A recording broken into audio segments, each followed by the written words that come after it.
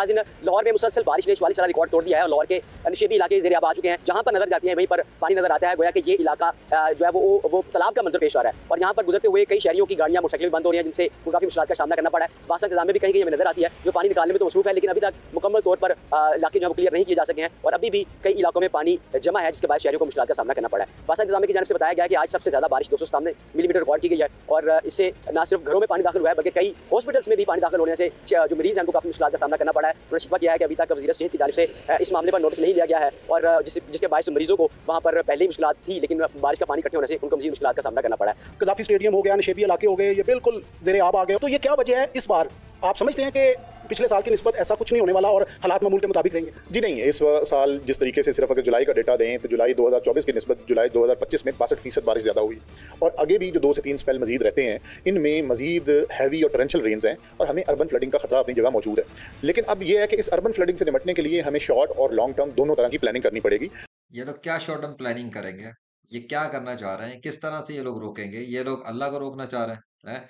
इनके इलाके ये सब कुछ उड़ा कर फेंक सकता है अल्लाह। अगर अल्लाह चाहे सब कुछ बर्बाद कर दे, लोगों के करतूतों की वजह से। जिस तरह से अल्लाह की नाफरमानी पाकिस्तान में हो रही है, जिस तरह अल्लाह के अहकामात की धज्जियाँ उड़ाई जा रही हैं, अगर अल्लाह ने उड़ाकर फेंक दिया तो ये लोग क्या करेंगे? इनके घर ऐसे के ऐसे ही टूट के ज़मीन पे गिर जाएँगे। इनको समझ ही नहीं आ रही है, अपनी प्लानिंगों में लगे हुए हैं, प्लानिंग करेंगे। करो प्लानिंग, प्लानिंग का मसला नहीं है। पर प्लानिंग करने से पहले जिसकी ये कायनात है, जिसकी ये ज़मीन है, जहाँ प्लानिंग ये कर रहा है, कम से कम पहले उसके सामने तो सारे के सारे सर झुकाए ना। उसके सामने किस बात की अकड़ होती है, उसके उसके अहकामात की खिलाफवर्जियाँ क्यों हो रही है पाकिस्तान में? ये लोग कभी भी नहीं रोक सकेंगे, ना ये मानसून के नाम पे ये तो मानसून के नाम पे बेवकूफ़ बनते रहेंगे। इनको ये इसी धोखे में मारे जाएँगे कि मानसून चल रहा है। वो बात आ गई ना पिछली कौमों का, वो भी कुछ और ही समझते रहे और अल्लाह ने उड़ाकर फेंक दिया और उनको समझ भी नहीं आया कि उनके साथ हुआ क्या है। तो इनके इलाके तबाह हो रहे हैं, इनकी बस्तियाँ तबाह हो रही हैं, इनके ऊपर से बादल फट रहे हैं, इनके नीचे से पानी चल रहा है, इनके इनके ऊपर पता नहीं हवाएँ चल रही हैं, तूफ़ान आ रहे हैं। इनको ये उसको मानसून ही समझ रहे हैं, मतलब कंप्यूटर की और साइंस की किताबें चाटने के बाद इनको यही समझ में आया इनकी टोटल नॉलेज कि ये मानसून है और कुछ भी नहीं।